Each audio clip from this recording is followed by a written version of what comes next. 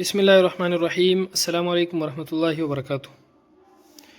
آج ہم بات کریں گے خواب کے اندر زلزلہ دیکھنے کے حوالے سے۔ اس کی مختلف صورتیں ہیں اور ان کی مختلف تعبیریں ہیں۔ مثلا خواب کے اندر زلزلہ دیکھنا، ساری دنیا میں زلزلہ دیکھنا، سخت زلزلہ آنا، گھر پر زلزلہ آنا، زلزلے سے مکان، عمارتیں یا دیواریں گرتے ہوئے دیکھنا وغیرہ۔ اس کے علاوہ اسی سے ریلیٹڈ اور بھی کئی صورتیں ہیں جن کی مختلف تعبیریں ہیں۔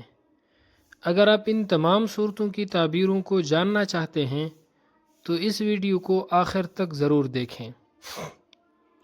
خواب کے اندر زلزلہ دیکھنا، مصیبت اور بلا میں گرفتار ہوگا یا گناہ سے توبہ کرے گا۔ اہل جفا لوگ توبہ کریں گے، ظلم و ستم اور کفر سے زمین پاک ہونے کی علامت ہے۔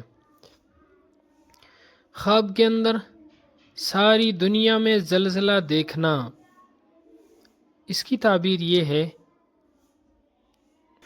لوگ اسلام کی طرف راغب ہوں گے، اسلام کا بول بالا ہوگا اور اسلام کا چرچا ہوگا۔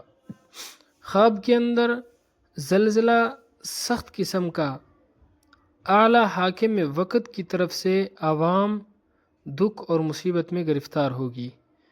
یعنی خواب کے اندر اگر سخت قسم کا زلزلہ دیکھا ہے تو اس کی تعبیر یہ ہے کہ وقت کے حاکم کی طرف سے عوام پر پریشانیاں، مصیبتیں ڈالی جائیں گی۔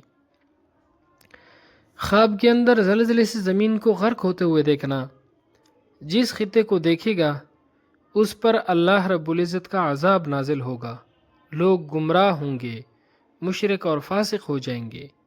ایسا خواب دیکھنے والے شخص کو چاہیے کہ وہ صدقہ کرے، کیونکہ جناب رسول اللہ صلی اللہ علیہ وسلم نے فرمایا صدقہ آنے والی مصیبت کو ٹال دیتا ہے۔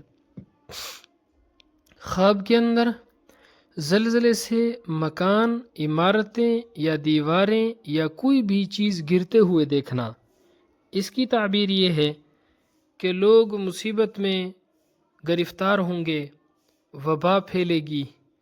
خواب کے اندر گھر پر زلزلہ دیکھنا، اہل خانہ یعنی گھر والے مصیبت میں گرفتار ہوں گے، گناہوں سے توبہ کرے گا۔ خواب کے اندر پہاڑوں میں زلزلہ دیکھنا، علماء کے لیے یہ خواب اچھا نہیں ہے۔